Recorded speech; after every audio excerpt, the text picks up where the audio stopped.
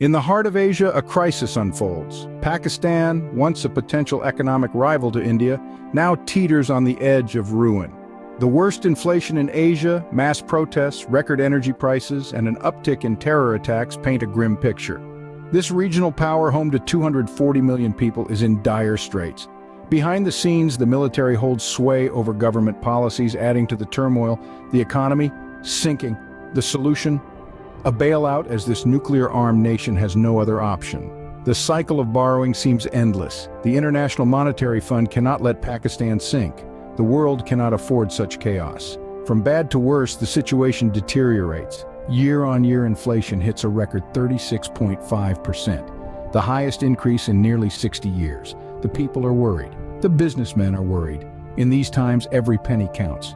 Survival is the game. The daily bread, once plentiful, dwindles, but hope prevails.